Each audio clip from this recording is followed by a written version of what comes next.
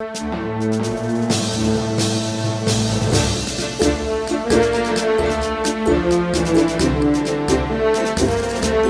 दोस्तों, मैं हूं यम्मे वाजिद। आप देख रहे हैं पैगाम टीवी।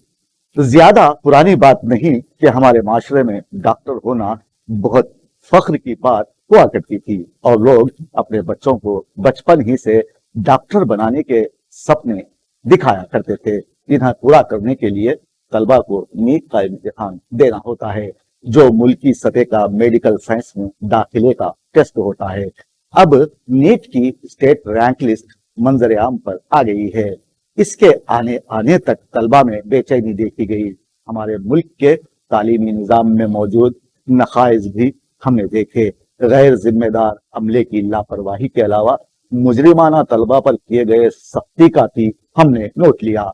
अब जबकि मुल्क में तालीम याफ्ता अफराद की बेरोजगारी में इजाफा ही देखने में आ रहा है, ऐसे हालात में मेडिकल के मैदान में बेतहाशा दौलत का इम्कान देखकर हर कस और नाकस नीट इम्तिहान देने की कोशिश कर रहा है। ताहम ऐसे तलबा जो नीट में कामयाब हुए हैं, अपने प्रोफेशन को दौलत बटोरने का जरिया ना बनाएं। और सबसे अहम बात यह है कि तालीमी निज़ाम सियासी मफादात, तिब्बी अमले के खेल की फेंट चढ़ने से और खुदगर्जी से भी खुद को बालाए तर रखने की कोशिश करें। हर साल ये देखने में आया है कि बिलखुसूस हमारी मिल्लत के लोग अपनी खुदगर्जी की वजह से हैदराबाद में गवर्नमेंट मेडिकल कॉलेजेस में दाखिले के अहल होने के बावजूद उन्होंने सिर्फ अपने निजी अगराज की वजह ऐसे कॉलेज में दाखिला लिया, जिसकी वजह से गुज़िश्ता 84 मुस्तहक मुस्लिम तलबा जिनको उनके निशानात की बिना BBS में दाखिला मिल सकता था, वो अपनी खुदगर्जी की वजह से इस नायाब मौके से महरूम रहे। और एक गुजारिश हम ये भी करेंगे कि आपकी अपनी खुदगर्जी और पैसा बटोरने की लालच की वजह तलबा की जिंदगी खतरे में ना जाए, जो किसी भी मुल्क और कौम का सबसे बड़ा नुकसान हो सकता है। तलबा अगर डॉक्टर बनने के बाद पैसे का हुसूल ही अपना मकसद बना लेंगे तो फिर ऐसे हालात में ये शेर उन पर तारीफ आएगा कि डॉक्टर की फीस सुनकर मरीज मोहतरम ऑपरेशन से पहले ही कुछ फरमाएंगे।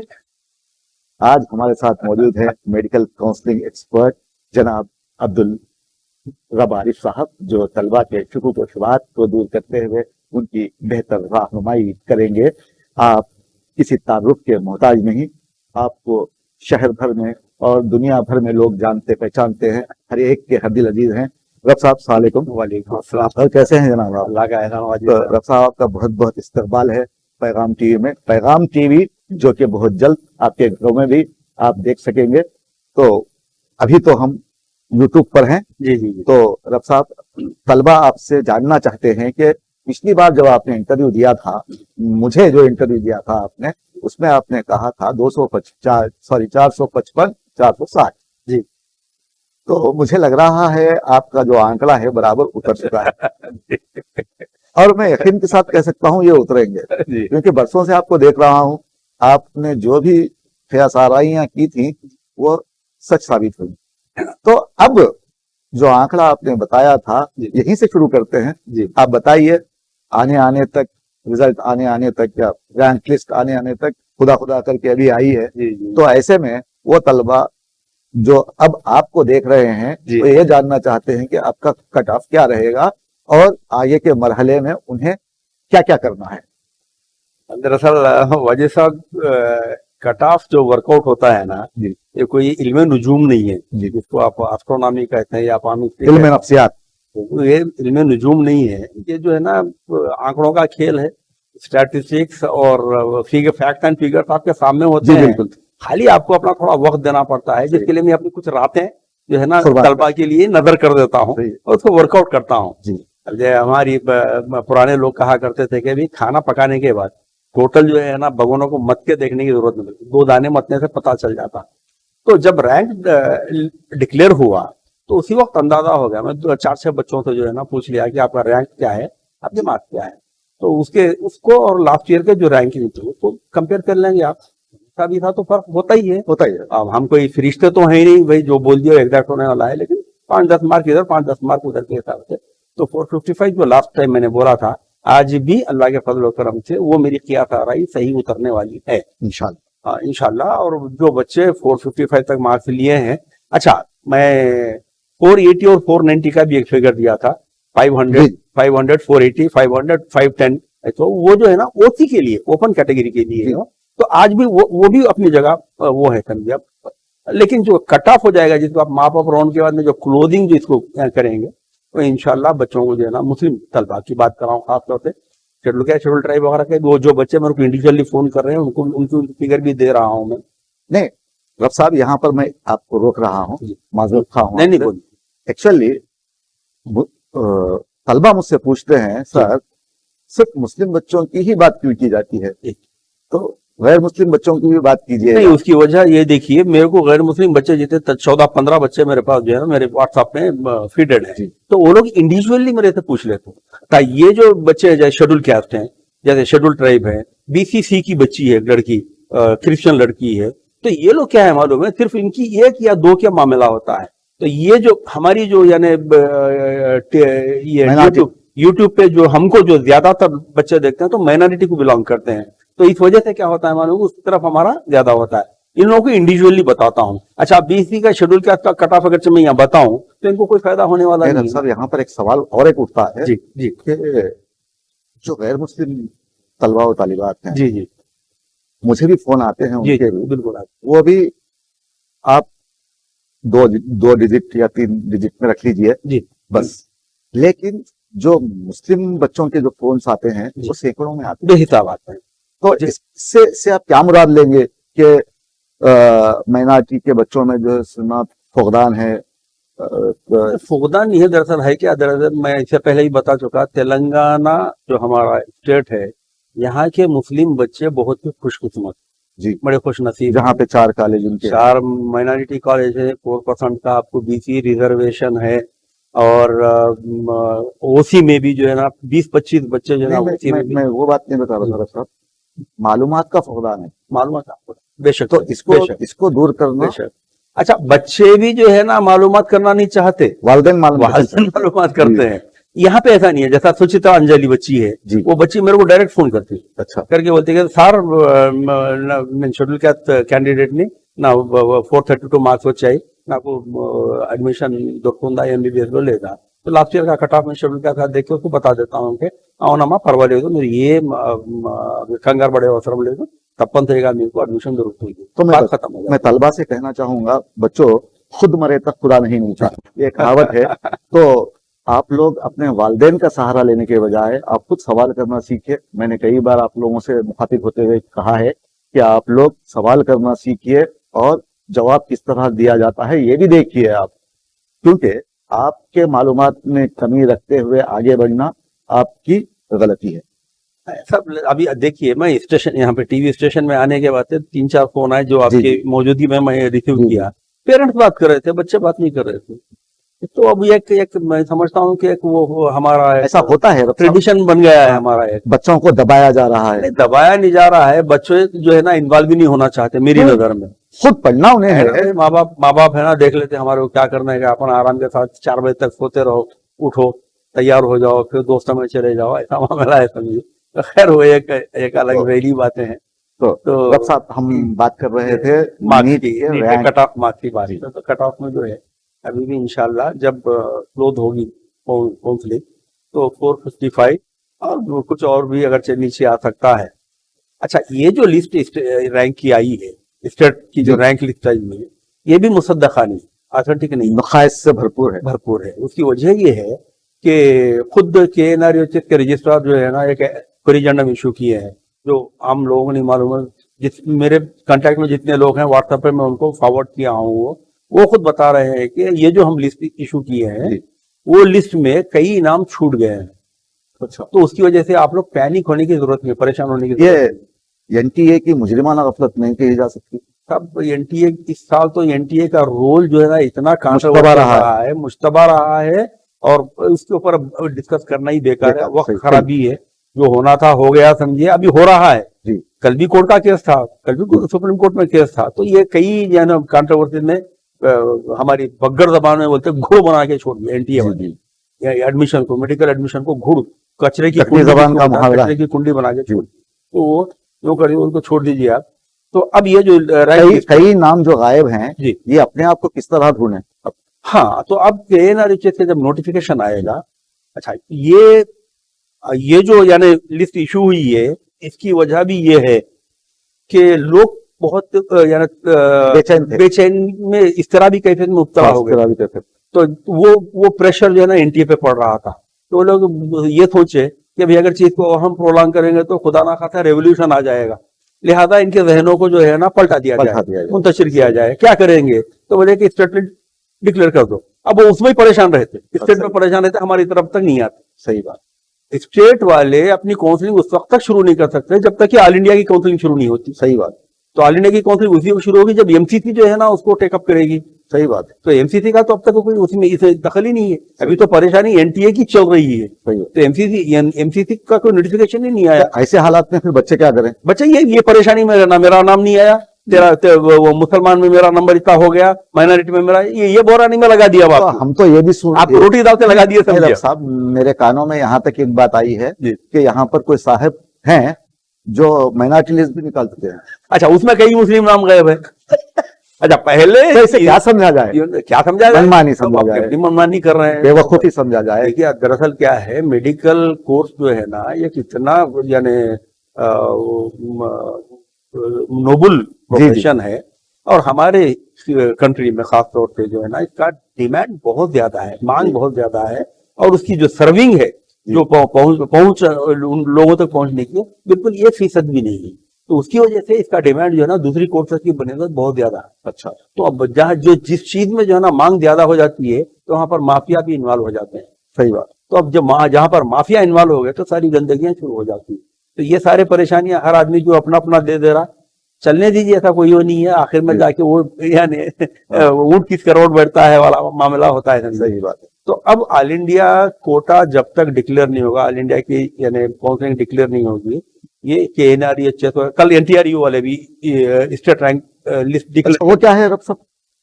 आंध्रा के जो है ना जी, NT Rama Rao university of health science, उनके आंध्रा के बच्चों की भी जो है ना स्टेट की रैंक डिक्लेयर कर दी। अच्छा, वो लोग भी लिस्ट जारी कर दी है।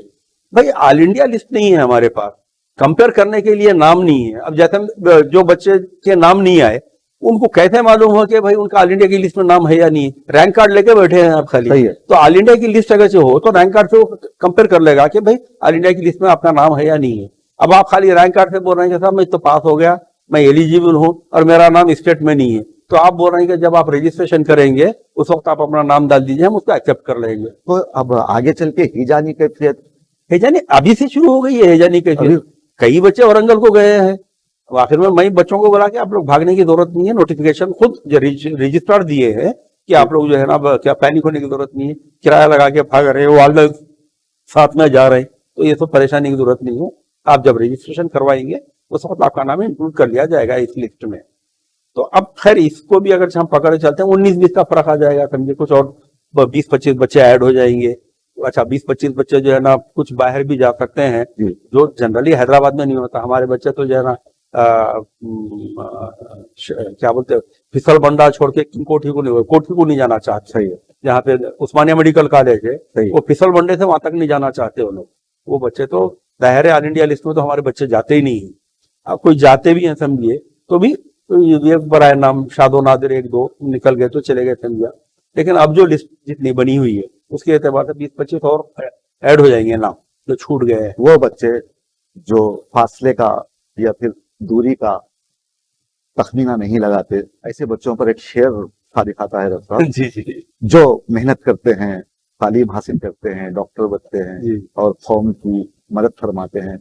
तो सारा किस्सा सफर का इरादों का है। अच्छा, सारा किस्सा सफर का इरादों का है, रास्ते की तो कोई कहानी नहीं। माशाअल्लाह। तो ये बच्चे बहुत जो है दिल्ली तक भी जाते हैं, करीमनगर जाते हैं, महबूबनगर जाते हैं। तो ये बच्चे अलग होते हैं जो माँ बाप के, हर बच्चा माँ बाप के प्यार के साए तले ही बड़ा परवान चढ़ता है। लेकिन कुछ माएँ या वालिदैन ऐसे होते हैं जो बहुत ज्यादा लाड़ों और मोहब्बत से पालते हैं अपने बच्चों को, जो अपनी आंखों से दूर भी नहीं करते। ऐसे बच्चे थोड़ी सी दूर जाने के लिए शर्माते हैं। तो वो फिसल बंडे में फिसलते रहते हैं। चलिए, तो अब बात करते हैं ये लिस्ट की, जो नहीं, अब ये लिस्ट फिर चेंज होगी। जी हाँ, तो अब इसके बाद में हो गया है कि ऑल इंडिया का कोटा जो फिलअप करने का है, तो ऑल इंडिया का जो है ना नोटिफिकेशन आएगा, AEQ का नोटिफिकेशन आएगा, वो आने के बाद में उसमें रजिस्ट्रेशन होगा। ऑल इंडिया का फिर एक नोटिफिकेशन आएगा? जाहिर है ना साहब, क्योंकि ऑल इंडिया का तो आया ही नहीं ना आपको। अच्छा, अभी तो ऑल इंडिया लिस्ट ही नहीं डिक्लेयर हुई। फिर रियासत का कैसा कर दिया लोग? वहां से जो लिस्ट आई थी उसमें से जो है ना ये लोग निकाल लिए। अच्छा, तेलंगाना के, आंध्रा के सब अलग अलग निकाल लिए हैं, तो क्या फिर वहीं से बना के भेजे हैं ऑल इंडिया वाले? आपको ये चीजें मज़ाक का खैर नहीं लगती रब साहब? शायद शुरू दिन से मज़ाक का कैद चल रहा है। ये एडमिशन का मामला है MBBS के और BDS के, ये पहले दिन से ही मज़ाक का कैद हो गया है।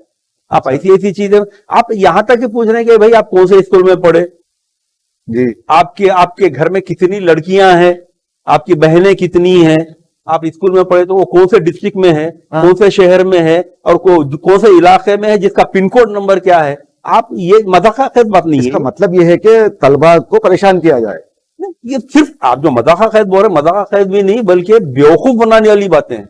सही, कैंडिडेट को बेवकूफ बनाने वाली। तो अब जब ऑल इंडिया का जो है ना नोटिफिकेशन आ जाएगा, ऑल इंडिया का नोटिफिकेशन जैसे ही क्लोज होगा तो इनका नोटिफिकेशन जारी होगा, इसका स्टेट्स का, जिसमें KNR भी है। अभी ये जो लिस्ट आई है, इस पे ये आपको उलझा के रखने के लिए आई है। ये आपका जो है ना, आप परेशानी में मुब्तला रहे, आपका नाम नहीं है, मेरे इतने मार्क्स आए, मेरे को मिलता, मेरे स्टेट का ये रैंक है। ये स्टेट का जो रैंक दिया गया है ये ठहरने वाला नहीं है। ये फिर 20-25 बच्चे जब ज्वाइन होंगे तो खुद ब खुद चेंज हो जाएगा। सही बात है। फिर उसमें फिर मुस्लिम माइनॉरिटी की जो लिस्ट आई है उसमें जो बच्चे गायब हो गए वो ऐड हो जाएंगे, तो ये मुस्लिम माइनॉरिटी भी चेंज हो जाएगी। पिछले फिल्में आती थी पहले, वो जेम्स बॉन्ड की फिल्में आती थी, बस वही मामला जो है ना दोहराया जा रहा है, अभी दोहराया जा रहा है। तो जब रजिस्ट्रेशन का नोटिफिकेशन आएगा KNR का, तो बच्चे पहले रजिस्टर करेंगे, ऑनलाइन रजिस्टर आने के बाद कराएंगे। अभी तो ऑल इंडिया का ही नहीं हुआ है। ऑल इंडिया का होने के बाद में जिगजैग चलेगा ये। अच्छा, स्टेट का और ऑल इंडिया का एक साथ आजू बाजू चलते रहेगा। तो जब नोटिफिकेशन आएगा तो आपको रजिस्टर करना होगा, स्टेट के लिए रजिस्टर करना होगा। तो उसमें जो है ना, लास्ट ईयर तो फीस 3500 थी, ऑनलाइन काउंसलिंग यानी रजिस्ट्रेशन फी। अभी वही रखेंगे या चेंज करेंगे, वो कोई उतना बड़ा मसला भी नहीं है। 500-700 का क्या होने वाला है कोई साथ। तो ऑनलाइन पेमेंट आप करके जो है ना पहले आप रजिस्ट्रेशन करवाइए, जिसके बारे में पहले की मैं अपने फिर एक बार और हम बोलेंगे इस बारे में। अच्छा, फिर रिपीट करेंगे। रजिस्ट्रेशन करने के बाद जो फीस है वो दाखिल करने के बाद ऑनलाइन में जो हो रहा है वो दाखिल करने के बाद तलबा और तालिबात को क्या करना है? जी, तो वो दाखिल करने के बाद आपको रजिस्ट्रेशन करना, आपको क्या करना पड़ेगा, अपना रोल नंबर मारना पड़ेगा जी, रैंक। देखिए, इससे पहले नीट में जब आप रजिस्ट्रेशन के लिए गए थे तो आप एप्लीकेशन नंबर मार रहे थे जी, क्योंकि उस वक्त रैंक नहीं आया था जी। अब आपको ऑल इंडिया रैंक फीड करना पड़ेगा। अच्छा, उसकी यानी जो भी बॉक्स ओपन होगा उसमें ऑल इंडिया रैंक फीड करेंगे आप, उसके नीचे अपने डेट ऑफ बर्थ डालेंगे तो आपका विंडो खुलेगा। अच्छा, अब फिर जिस तरह नीट में आप रजिस्टर करवाए थे अपने आप को, यहाँ पर भी आपको फिर रजिस्ट्रेशन करवाना पड़ेगा। अब यहाँ पे फिर फ्रेश लोग ये समझेंगे कि भाई हम नीट में करवा दिए थे ना, वो पूरा डेटा अवेलेबल है, ऐसा नहीं है। यहाँ पे भी आपको फ्रेश डेटा फीड करना पड़ेगा, जिसमें कॉलेजेस देंगे। नहीं, आपका यानी डेटा, आपका डेटा, पर्सनल डेटा, जिसमें आपका नाम रहेगा, वालिद का नाम रहेगा, वालदा का नाम रहेगा, कौन सी कैटेगरी को बिलोंग करते हैं आप, और आपकी मालूमात फराहम करना आपके जी, आप कौन से स्कूल से पढ़े हैं, 6th to 12th के जो है ना आपके डिटेल्स पूछे जाएंगे, कौन से साल से कौन सा साल तक कौन से स्कूल में पढ़े हैं, लोकल कैटेगरी को नोटिफाई करने के लिए। साहब, यहाँ पर और एक सवाल मैं आपसे पूछूंगा जी, जब स्कूल से बोनाफाइड मंगवाया जा रहा है जी, तो वो रिकॉर्ड भी देखते हैं लोग, यानी कि जैसा कि SSC में बच्ची टॉप है, नहीं, नीट एमसेट में इंटर के जो है ना 25% वेटेज लिया जाता था जब तक एमसेट चलता था। स्कूल का क्यों नीट में नहीं है? देखिए, मैं आपको बताया ना, एक लफ्ज इस्तेमाल करें, मज़ाक़ खैज़। मज़ाक़ खैज़ भी नहीं है बल्कि बेवकूफ बनाने वाली बातें हैं जी। तो आपसे कोई ताल्लुक नहीं है, वो चीजें आप पूछ के जो है ना पब्लिक 2 पेज का फॉर्म कर दिया, सीधा SSC अगर पूछते हैं तो खत्म हो जाता है। अच्छा, फर्क ये कोई आपको इन्फॉर्मेशन गलत भी दे रहा, आप उनको पकड़ नहीं सकते। फेक सर्टिफिकेट दे दिया, पकड़े कहाँ जाएगा वो? जब सर्टिफिकेट वेरिफिकेशन को जाएगा, जब वहां पकड़े जाएगा वो, उससे आपका ताल्लुक नहीं है, लेकिन कर दिए चलिए। तो अब जब रजिस्ट्रेशन आप करवाएंगे तो ये सारी चीजें आपका डेटा फिर फीड करेंगे, इसमें एक खास बात ये रहती है यहाँ पर, जी वहां पर ईमेल लिया गया था, मोबाइल नंबर लिया गया था। स्टेट में क्या है मालूम है, आपको अपना एक मोबाइल नंबर रजिस्टर करवाना पड़ता है, जिसको हम RMN कहते हैं, रजिस्टर्ड मोबाइल जो नंबर। आधार कार्ड से लिंक हो या कोई भी रजिस्टर, जरूरी नहीं है, लिंक होना जरूरी नहीं है। तो आपको जो है ना वो मोबाइल नंबर रजिस्टर करना है जो हमेशा कैंडिडेट के पास रहे और जो हमेशा एक्टिव रहे और जिसका डेटा एक्टिव रहे जी। क्योंकि इसके बाद जितनी भी आपको इंफॉर्मेशन आएगी, जैसे OTP है, मैसेजेस हैं, एडमिशन नोटिस का जो है ना इंफॉर्मेशन है, ये सारी चीजें उसी मोबाइल नंबर पे आएगी जो आप रजिस्टर करवाएं। जी। तो बच्चों को खासतौर से इस तरफ ध्यान देना है कि आपका रजिस्टर्ड मोबाइल नंबर हमेशा आपके पास रहे, एक्टिव रहे और उसका डेटा ऑन रहे। तो जब आप रजिस्ट्रेशन करवाएंगे, करवाने के बाद में फॉर्म सबमिट करने से पहले रिव्यू का जो है ना, आपको प्रीव्यू का जो है ना एक ऑप्शन दिया जाता है। तो आप प्रीव्यू बटन यानी क्लिक करेंगे तो ऑटोमेटिक जो है ना फिर आपका पूरा फॉर्म ओपन होगा। तो आप जो भी डिटेल्स उसमें दिए सही है या नहीं है एक बार रिव्यू कर लीजिए, कहीं गलती है तो चेंज कर ले सकते हैं आप। चेंज करने के बाद में फिर आपको जो है ना सबमिट का ऑप्शन दिया जाएगा, आप रजिस्ट्रेशन फॉर्म सबमिट कर देंगे। सबमिट हो गया। जब सबमिट हो गया तो ऑनलाइन पेमेंट तो आप कर चुके 3,500, तो सबमिट हो गया। सबमिट होने के बाद में आपको प्रिंट का ऑप्शन देगा जी। तो जब आप प्रिंट ऑप्शन क्लिक करेंगे तो आपका जो भी यानी डेटा आप दिए है उसका जो है ना हार्ड कॉपी आपको प्रिंट होकर वापस आ जाएगी। तो वो आप जो है ना अपने पास स्टोर करके रखेंगे। जी। ये रजिस्ट्रेशन होने के बाद जो है ना सर्टिफिकेट प्रोविजनल लिस्ट बनेगी। अच्छा। अब ये जो बच्चों के नाम नहीं है जी, जिसमें जो लोग कुछ बच्चों के नाम नहीं है बोले और कुछ बच्चे जो यानी यहाँ पे रजिस्टर नहीं करवाए जी, जो बाहर चले गए उनके नाम निकल जाएंगे, जिसके नाम नहीं थे जो रजिस्टर करवाए उनके नाम इंक्लूड हो जाएंगे, तो वो भी प्रोविजनल लिस्ट रहेगी। अच्छा। जिसको आप फाइनल नहीं कहेंगे, प्रोविजनल लिस्ट रहेगी। प्रोविजनल लिस्ट डिक्लेयर होने के बाद फिर आप वेरीफाई कर लेंगे आपका नाम है या नहीं है जी। उसके बावजूद होती है लास्ट ईयर हुआ है, अच्छा, तो फिर आपको जो है ना रिप्रेजेंट करना पड़ेगा। तो वो लोग देखेंगे अरे नहीं भाई इनका 3,500 आ गए हमारे पास मगर नाम नहीं आया लिस्ट में, तो फिर वो इंक्लूड करें। वो सब होने के बाद में आपका सर्टिफिकेट वेरिफिकेशन प्रोसेस शुरू होगा, यानी कि कुछ खामियां हैं तो उसको दूर कर लें। तो उसके बाद सर्टिफिकेट वेरिफिकेशन जब होगा तो लास्ट ईयर से पहले सर्टिफिकेट जो है ना सेंटर्स बनाए गए थे जहां पे आपको सर्टिफिकेट वेरीफाई करने के लिए एक्सपर्ट को बिठाया जाता था। अच्छा। लेकिन लास्ट ईयर कोविड के प्रोटोकॉल की वजह से सर्टिफिकेट वेरिफिकेशन नहीं हुआ है ऑनलाइन, और वो ऑनलाइन तो आप सबमिट कर दिए थे और ओरिजिनल सर्टिफिकेट जो है ना उन्हीं बच्चों को वेरीफाई कराने की जरूरत पड़ी जिनको एडमिशन मिला। अच्छा। तो जो बच्चों को एडमिशन मिला वो अपने अपने कॉलेज में वेरीफाई करवाओ बोल के KNREHS एक वो इंस्ट्रक्शन इशू किया था। लेकिन जो कॉलेज में जिन लोगों को सर्टिफिकेट वेरिफिकेशन करवाने के लिए बिठाया गया था, कॉलेज को KNREHS ये इंस्ट्रक्शन नहीं जारी करा कि वहां पर जो है ना SSC फेल और 5th पास बच्चों को मत बिठाइए जिनको सर्टिफिकेट वेरिफिकेशन क्या है नहीं मालूम। जिसकी वजह से लास्ट ईयर कई वालिदैन कई बच्चों को जो है ना इतनी तकलीफ पहुंचाए हैं, बिलखुसूस आउटसाइड जो हमारे कॉलेजेस हैं सराउंडिंग्स में। आउटसाइड मतलब डिस्ट्रिक्ट से नहीं बोल रहा हूँ, डिस्ट्रिक्ट के लोग बहुत अच्छे होते हैं, एक बात याद रखिए। ये हमारे जो यहाँ पे अतराफ अकनाफ के जो कॉलेजेस हैं इतनी तकलीफ पहुंचाए हैं, एक एक पेरेंट को यानी मिसाल के तौर पे कनका मामिडी आयन मेडिकल कॉलेज है समझिए, वहां से 5 बार सन सिटी को आना पड़ा। अच्छा। यानी ये बहुत बैठे गलती निकाल दी, दूसरे बहुत बैठे गलती निकाल दी। अच्छा, फिर धा गई थी कि बच्चे का क्या है कैंसिल कर दूं, एडमिशन कैंसिल कर दूं। जैसा इनके हाथ में ये SSC फेल है जो बैठा हुआ है वेरीफाई करने के लिए, उन्हें बोला कि मैं एडमिशन कैंसिल कर दूं, इतने पावर्स।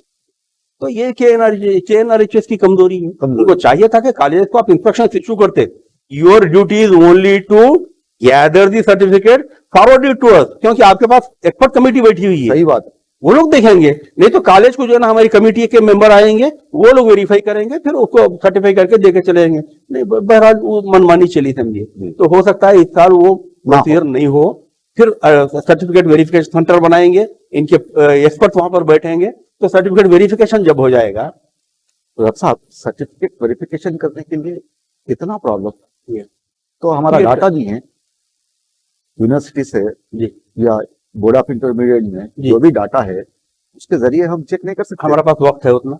अच्छा। आपके पास हम बैठे हुए तनख्वाह आप दे रहे हैं हमारे को तनख्वाह, हम घर में बैठ के तनख्वाह लेने के लिए, आप गवर्नमेंट सर्वेंट आराम करने के लिए तनख्वाह चल रही है। हर तरफ खामियां। देखिए हमारे को अगर मुफ्त की रोटी मिल रही है तो क्यों खामा खा के हाथ पैर हिलाए हम। तो ये बहरहाल सारी चीजें आपके कंधे पर डाल। अच्छा, उनको ये बात मालूम है, हर किसी को कसोनाकस ये बात मालूम है, एमबीबीएस एक ऐसा कोर्स है यहाँ पर कोई मुंह नहीं खोल सकता। सही बात। को घबराहट है, कहाँ मेरे बच्चे का एडमिशन कैंसिल हो डरा जाए, दिया जाता है। एसएससी फेल लड़का कह रहा है कि मैं तेरा एडमिशन कैंसिल कर देता हूँ, तो अब दूसरा क्या कह बैठे हैं। सही बात। तो ऐसा ये मामला है।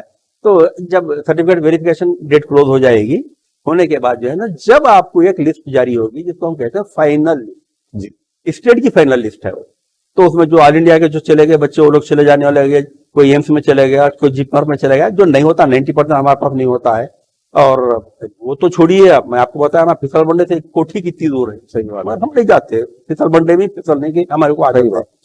तो फिर जो है ना, फाइनल लिस्ट जब जारी होगी, अगर उस लिस्ट में आपका नाम नहीं है, और 99.99% नहीं होता है, पूरे एग्जैक्ट परफेक्ट वो लिस्ट बनती है। अच्छा, वो होने के बाद जो है ना, फिर आपको कॉलेज चॉइस फिलिंग का नोटिफिकेशन जारी होगा। अच्छा, तो रब साहब, कॉलेज फिलिंग करने का यहाँ पर बास तलबा बहुत ज्यादा परेशान होते हैं जी।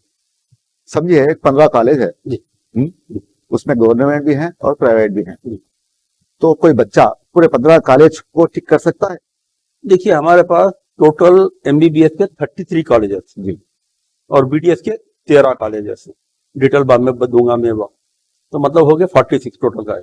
पूरे 46 को आप क्लिक कर सकते जी। तो एक भी कॉलेज नहीं छोड़ सकते। एमबीबीएस का ख्वाहिशमंद है, बीडीएस सीट आ गई तो? हाँ, बड़ा अच्छा सवाल है आपका। अच्छा, जरा इस प्रोसीजर को कंप्लीट कर लेंगे जी बिल्कुल, तो उसके बाद वहां पे चले ना होगा क्या, जंप हो जाएगा तो ये दिमाग नहीं करेगा। तो जब कॉलेज चॉइस फिलिंग की नोटिफिकेशन आएगी, तो आप फिर जो है ना वेब, अच्छा ये कैटेगरी की जो काउंसलिंग होती है वो वेब काउंसलिंग है जी। बी कैटेगरी की और सी कैटेगरी की जो होती है मैनेजमेंट कोटा हम जिसको कहते हैं, वो ऑनलाइन काउंसलिंग होती है।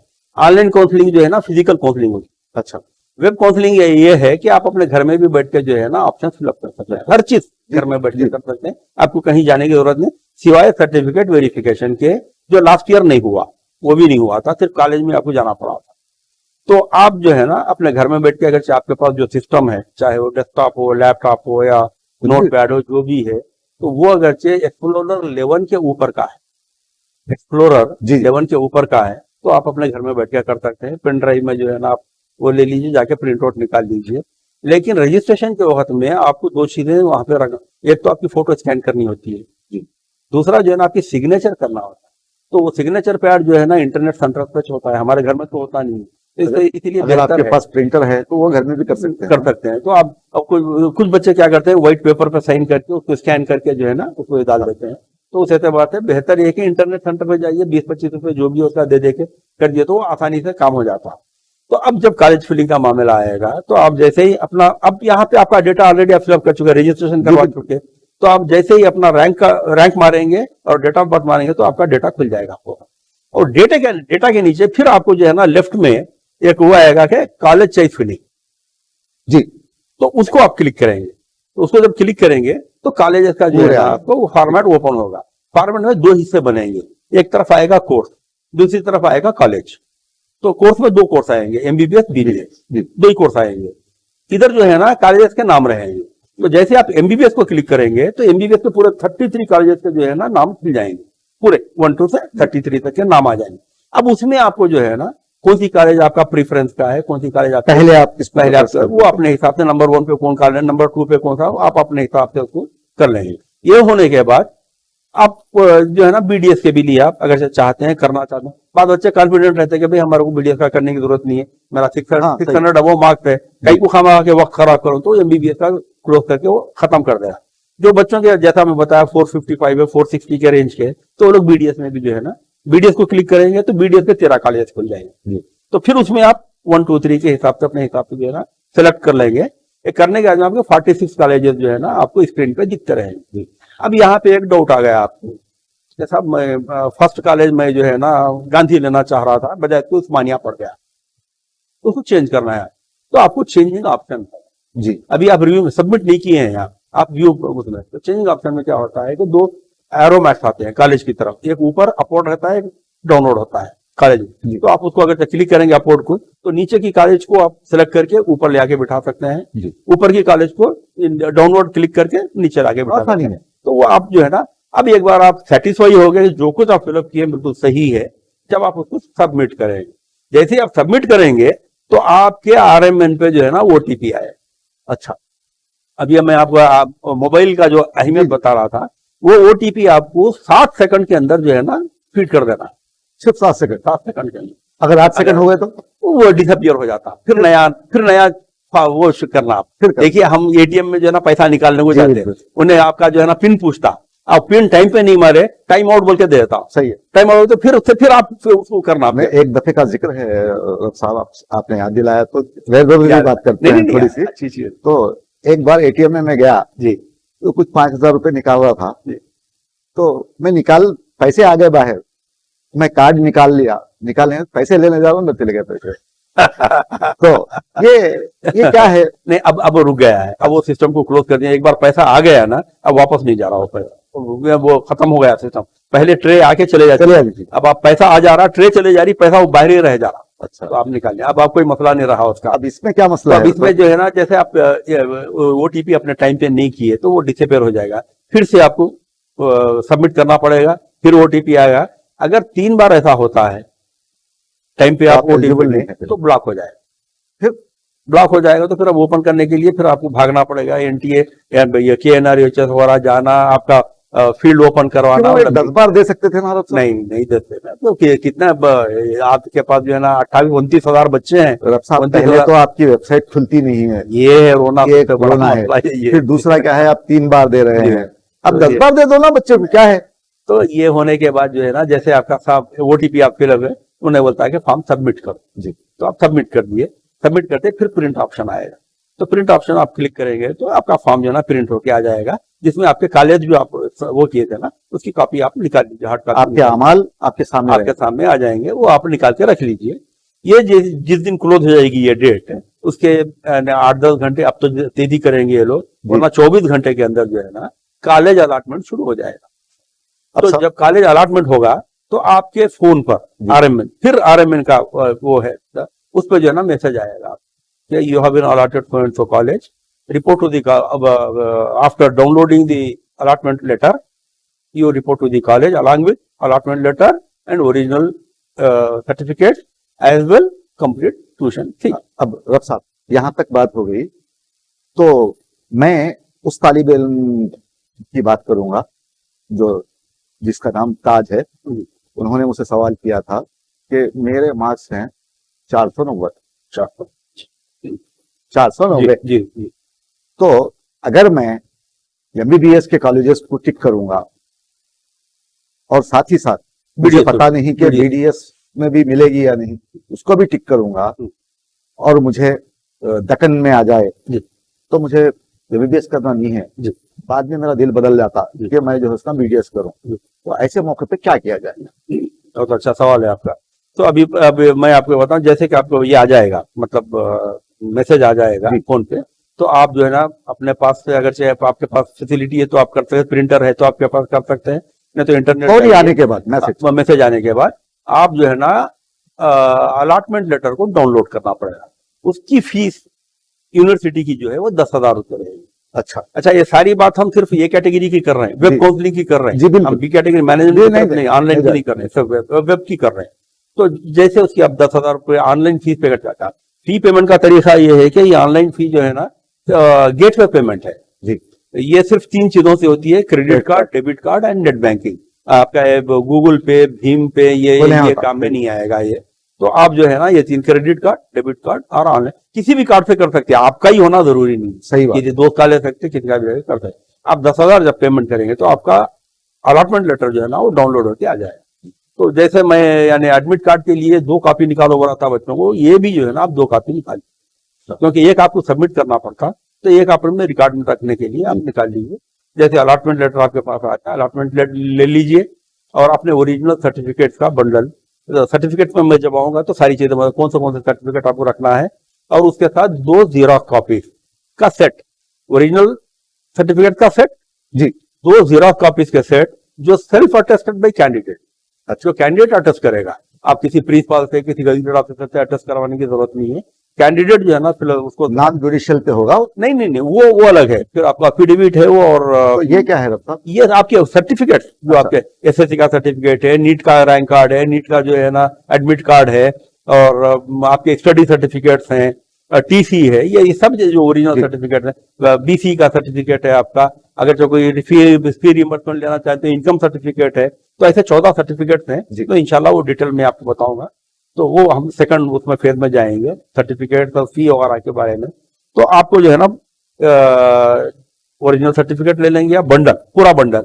जो आपको वहां पे प्रेजेंट करना है, और दो जो है ना जीरोक्स कॉपी सेल्फ अटेस्टेड, ये लेके अलॉटमेंट लेटर की कॉपी ले लेके कंप्लीट फी हमारी जो प्राइवेट मेडिकल कॉलेजेस की है वो 60,000 पर एनम है, चाहे माइनॉरिटी कॉलेज हो नॉन माइनॉरिटी हो। और गवर्नमेंट कॉलेज अगर चाहे आपके जैसा उस्मानिया है, गांधी है, तो ये कॉलेजेस में जो है ना आपको 10,000 पर एनम। तो रब साहब यहाँ पर और एक सवाल उठता है, आप बता रहे हैं 60,000 रुपए गवर्नमेंट कॉलेज में, ये ट्यूशन फी है, ये ट्यूशन फी है प्राइवेट कॉलेज। तो मुझे कई शिकायत मौसूल हुए हैं, 1,20,000 1,20,000 ले रहे हैं, लाख रुपए ले रहे हैं, 90,000 ले रहे हैं, 1,25 ले रहे हैं। जी है। तो ये क्या है फिर मामला? देखिए ये यहाँ पर भी KNRHS की कमजोरी है। KNRHS जो यानी फी स्ट्रक्चर बताए, ये स्ट्रक्चर देखे नीचे एक वो बताइए कि in addition to miscellaneous expenses of the college. अच्छा, उन्होंने खुद दे दिया परमिशन।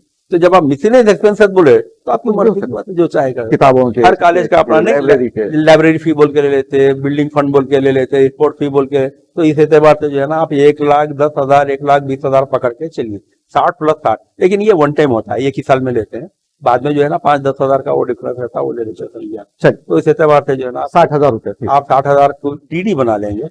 पहले उनसे पूछ लीजिए, कॉलेज में कई कॉलेज के कई अकाउंट होते हैं, किसी का प्रिंसिपल का होता, किसी का डीन का होता, किसी का करेस्पॉन्डेंट का होता, किसी का कॉलेज के नाम का होता, कई हैं समझे, उनसे पूछ लीजिए, DD बना लीजिए। आप DD बना लेके, DD इसलिए बना लेके जॉब हो रहा है कि फिर आपको जो है ना आजकल DD कैश पेमेंट दिए तो DD नहीं मिल रही, आपको अकाउंट से जो है ना पे करना, फिर वो आपका ही बैंक होना। सही है ना, SBI है तो SBI में कराओ, तो ICICI है तो ICICI, तो इस एतबार से बाहर से बना लेके चले गए। चलिए आपका DD काम में भी नहीं आया, लाके वापस कर दिए, 20-25 रुपए कट जाएंगे आपके, फिर आपके पैसे आपके अकाउंट में चले जाएंगे। सही, कोई मसला नहीं। तो आप DD बना लेंगे, DD original certificate along with 2 xerox copy plus allotment letter, ये ले लेके आप कॉलेज को चले जाएंगे। वहां पे जाके आप रिपोर्ट कर देंगे कॉलेज में। रिपोर्ट करने के बाद वो लोग आपके सर्टिफिकेट से लेके DD ले लेके आपको एक्नॉलेजमेंट देंगे, जिसको हम कहते हैं कस्टडियन सर्टिफिकेट। अच्छा, को कस्टडियन सर्टिफिकेट कहते हैं। तो कस्टडियन सर्टिफिकेट आपको अपनी 5 साल का कोर्स करने तक जान से ज्यादा महफूज रखना है, क्योंकि वो सर्टिफिकेट आपके पास गुम गया तो आपके जो ओरिजिनल सर्टिफिकेट कॉलेज में है वो आपको रिटर्न नहीं मिलते हैं, लेकिन उसका फिर बड़ा लंबा लीगल प्रोसेस है। वो जाना, नोटरी करवाना, कोर्ट में सबमिट करना, वहां से परमिशन है, कई चीजें हैं। सऊबतें बर्दाश्त करने से अच्छा है आप हिफाजत करके रखिए, क्योंकि ये आपको सेकंड में भी काम में आने वाला है। तो जब ये आप कस्टडियन सर्टिफिकेट ले लिए, अभी आपके कॉलेज ओपन नहीं हुए हैं, क्लासेस शुरू नहीं हुई, इसके बाद होगा सेकंड फेज का। अब जैसा आपका सवाल था कि कोई बच्चा जो है ना BDS नहीं करना चाह रहा और उसकी BDS कॉलेज आ गई, आप MBBS बोले BDS बोले, जनरली होता क्या है बच्चों को BDS में आ जाता, तो MBBS में जाना चाहते हैं। अच्छा, ये इसलिए होता है कि फर्स्ट फेज में आपको जो कॉलेज अलॉट की जाती है, जो कोर्स में अलॉट की जाती है, mandatorily you have to report, ये कंपल्सरी है वो कॉलेज में आपको रिपोर्ट करना। अच्छा, अगर आप रिपोर्ट नहीं करेंगे तो आपको सेकंड फेज में जो है ना फिर ऑप्शन डालने के लिए एलिजिबिलिटी नहीं होती। यानी कि रिपोर्ट आप तभी कर सकते हैं जब आप फीस भर दें। जी हाँ, फीस भरना है, सर्टिफिकेट लेके जाना है आपको, और अलॉटमेंट लेटर लेके जाना है। कॉलेज आपकी मर्जी का अलॉट नहीं बात है, रिपोर्ट कॉलेज आपकी मर्जी का अलॉट नहीं हुआ। जैसा आप बोले कि साहब पहले MBBS डाल दिया था बच्चा, फिर BDS डाला, उसके रैंक के हिसाब से MBBS नहीं मिला उसको, BDS में आ गया, लेकिन अब उसको जो है ना MBBS में ही लेना है। कभी ऐसा नहीं होता रब, किसी को MBBS में भी आ जाए और BDS में भी आ जाए? दोनों नहीं आता वैसा आपके रैंक के हिसाब से एडजस्ट होता हो। अच्छा, आपको MBBS में जिसको आना है उसको BDS में नहीं देंगे, जिसका BDS में आने यानी रैंक है तो MBBS में एडजस्ट नहीं होगा, वो ऐसा नहीं होता, वो क्लैश कभी नहीं होता। तो जब आपको मिसाल तौर पर BDS में आ गई, आप BDS करना नहीं चाह रहे, तो आप सेकंड उसमें जाना, फिर BDS की कोई कॉलेज को टच नहीं करेंगे, क्योंकि आपका BDS का कॉलेज तो ऑलरेडी महफूज है। आप सिर्फ MBBS का अपने कॉलेज करेंगे। आप सेकंड में अगर MBBS आपको आ गया समझिए, तो आप स्लाइड करें। अच्छा, आपको फिर अलॉटमेंट जो पैसे भर चुके हैं आ रहा हूँ वहां पे भैया। तो अब जो है आपको फिर आपके मोबाइल नंबर पे सेकंड अलॉटमेंट का नोटिफिकेशन मैसेज आएगा, फिर आपको जाके अलॉटमेंट लेटर डाउनलोड करना है। अब आपको पेमेंट करने की जरूरत नहीं है, 10,000 एक बार पे कर दिए, आखिर तक चलेंगे जी। अब आपको फ्री में डाउनलोड होगा। सही, जैसे वो डाउनलोड हो गया आप वो ले लेंगे। आपके पास कस्टडियन सर्टिफिकेट है जी, है जो कॉलेज दिया था, ये दो लेके जो नई आपकी कॉलेज है अलॉटेड है, वो नई कॉलेज में जाके आप सबमिट करें। सही, तो कुछ कॉलेज बोलते हैं कि साहब ठीक है आपके सर्टिफिकेट आपका डीडी वगैरह हम मंगा लेते, पर कुछ कॉलेज क्या बोलते हैं कि तब वो आप जाइए आप खुद लेके आए, तो आप वो पुराने कॉलेज को जाएंगे। अच्छा, अब ये और एक चीज ये है कि सेकंड में भी आपको जो नई कॉलेज आ गई तो पिछली जो आपका कॉलेज था वो ऑटोमेटिक कंप्यूटर कैंसिल कर दिया।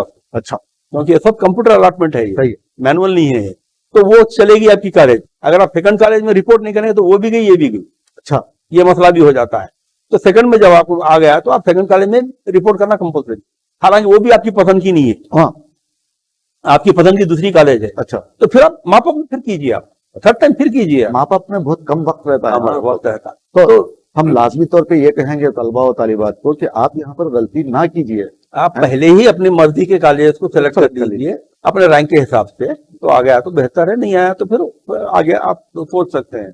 तो फिर आप वहां पर जाके अपने सर्टिफिकेट ले लेंगे, डीडी ले लेंगे। अब वो डीडी कैंसिल करना पड़ेगा क्योंकि वो कॉलेज के नाम पे था डीडी, वो कैंसिल करके फिर नया डीडी बनाएंगे आप, ये कॉलेज के नाम का बना के सर्टिफिकेट अलॉटमेंट लेटर और ये डीडी ये कॉलेज में आप सबमिट कर देंगे। अब ये कॉलेज में भी सर्टिफाइड नहीं है, जैसा मिसाल के तौर पर करीमनगर प्रतिमा मिल गया आपको, आप हैदराबाद की कॉलेज खरीदना चाह रहे हैं, तो अब जब थर्ड आप ऑप्शन डालेंगे उसमें प्रतिमा को कुछ नहीं करेंगे। अच्छा, अब अपवर्ड के कॉलेज को करेंगे आप, डाउनलोड कॉलेज की तरफ नहीं जाएंगे आप डिस्ट्रिक्ट के कोई कॉलेज को नहीं करेंगे क्योंकि आपको डिस्ट्रिक्ट में मिल जाए, फिर अपने डिस्ट्रिक्ट को जाएंगे आपने। अब आप हैदराबाद के सराउंडिंग के करेंगे, खरीद के हैदराबाद के जो खरीद वो करेंगे। अगर आपको आपकी यानी रैंक के एतबार से यहाँ मिल जाता है तो फिर आप कोई प्रोसेस होगा आपका, वहां से डीडी ला लेना, सर्टिफिकेट ला लेना, यहाँ सबमिट कर देना, फिर यहाँ पे रिपोर्ट करना। तो फाइनली जो है ना, जब आप यानी सेटिस्फाई हो गए मेरी पसंद का कॉलेज में मिल गया है, अब मुझे यहाँ से हिलना नहीं है, तो अब आप जो है ना वहाँ पे जो है ना कॉलेज के ओरिएंटेशन प्रोग्राम का यानी इंतजार करेंगे। ओरिएंटेशन प्रोग्राम जिस दिन होगा आप जाके वहाँ पर रिपोर्ट कर देंगे, फिर वहाँ पर भी आपको कुछ पैसे लेके वो अपना डिस्ट्रक्शन बॉक्स वगैरह ये कुछ दे देंगे वो लोग, वहाँ से आपकी तालीम शुरू हो जाएगी जी। ये पूरा प्रोसेस जो है ना ये कैटेगरी का है, हो गया है। तो अब बी कैटेगरी की बात तो हम अगले प्रोग्राम में करेंगे। नहीं, ये ऑलरेडी हम मैनेजमेंट का जो है ना अलग प्रोग्राम कर चुके हैं, बी कैटेगरी सबको मालूम है, अगर चाहे तो उसको रिपीट करके देखते हैं। अभी मैं एक बात आपसे ये पूछना चाहूंगा कि ऑल इंडिया रैंक फिर कब आएगी?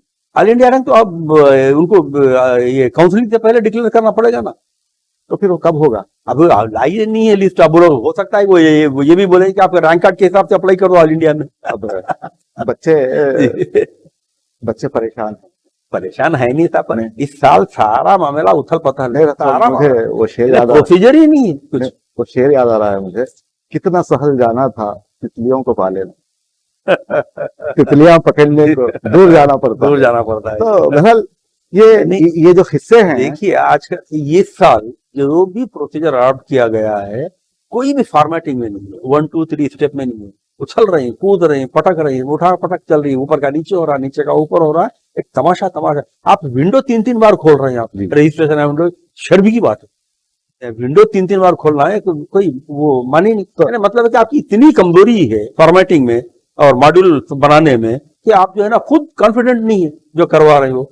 तो अब ये जो इस साल बहुत ज्यादा बच्चों को भी बड़ी ज़हनी तकलीफ पहुंची है, वालिदैन को भी तकलीफ पहुंची है, आप हम जैसे लोगों को तो पुकारे की तकलीफ है। यहाँ पर आप तलबा से क्या कहना चाहेंगे? हाँ, तो उन्हें आप क्या मशवरा देना चाहेंगे कि ये जो लिस्ट आएगी तो उसके बाद उन्हें कार्रवाई करने की जरूरत है या अभी से इसमें नहीं, इनको तो तैयारी करके रेडी रहना है, जब भी जैसे भी यानी फाइनल उनको नोटिफिकेशन आ जाएगा तो इमीडिएटली आपको जो है ना आगे बढ़ना ही है। अब जैसा कि एक छोटा सा सवाल है, 455 वाला बच्चा फोन करता है और पूछता है सर मेरे को ये कट ऑफ आप है मेरा, तो यहाँ तक मैं आ सकता हूँ क्या, या बीपीएस के लिए एलिजिबल हूँ क्या? बिल्कुल सही है, बहुत सही है। तो अभी मैं आपको बताया ना, पहले आप जब यानी ऑप्शन फिल करेंगे तो आपको पहले बीडीएस में आएगा जी, 455 का जो बच्चा है उसको बीडीएस में आएगा, क्योंकि फर्स्ट जो फेज जाएगा वो ओपन का जाएगा पूरा, 480 और 500 उसके ऊपर के जो है ना बच्चों को फिलअप हो जाएगा। वो होने के बाद में जब सेकंड फेज में आएगा तो फिर वो 480 के नीचे उतरेंगे, आप 460 तक आएगा, 470 तक आएगा, वो बच्चे फिलअप होंगे, नीचे के फिर ऊपर आते जाएंगे। इनका जो है ना माप अप में आएगा 455 वाले जो है ना, जब तक इन्होंने डेंटल में या सबसे नीचे की मेडिकल कॉलेज में रहेंगे। तो जब माइनॉरिटी अगर बीसीए है तो माइनॉरिटी कॉलेज में मिल जाएगा, नॉन माइनॉरिटी बीसीए है तो नॉन माइनॉरिटी में, अगर मुस्लिम कैंडिडेट है तो माइनॉरिटी ऐसा। तो मुस्लिम से मतलब बीसी भी मुस्लिम है, लेकिन नॉन माइनॉरिटी कॉलेज में जो है ना बीसी का रिजर्वेशन है, माइनॉरिटी कॉलेज में किसी का कोई रिजर्वेशन नहीं है सिवाय NCC, children of arm person जिसको कैप कहते हैं, और पीडब्ल्यू जो फिजिकली वीकर डिसेबल है उनके लिए। तो ये छोड़ के कोई और रिजर्वेशन नहीं है, आपका मुस्लिम होना काफी है जी, तो मुस्लिम कॉलेज के लिए। तो अब यहाँ के बाद में जो है ना बच्चों को तैयारी के लिए सर्टिफिकेट क्या क्या लेना है। अब फीस स्ट्रक्चर भी मैं आपको बताता हूँ, ये कैटेगरी के लिए फीस स्ट्रक्चर जो है गवर्नमेंट कॉलेजेस के लिए एमबीबीएस के वो 10,000 पर एनम है, और प्राइवेट कॉलेजेस चाहे वो माइनॉरिटी हो नॉन माइनॉरिटी हो 60,000 पर एनम।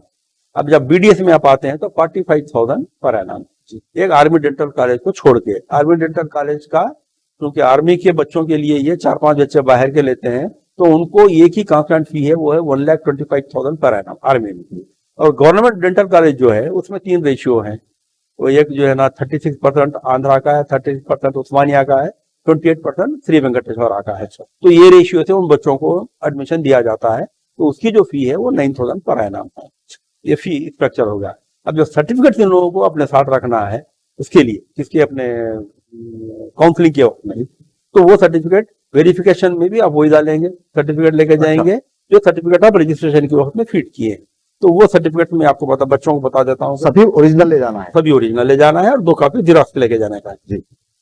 कई बच्चे पूछ रहे हैं कि साहब हम सर्टिफिकेट जो है ना कौन से तैयार रखे, तो सर्टिफिकेट साहब को जो तैयार रखना है वो ये है।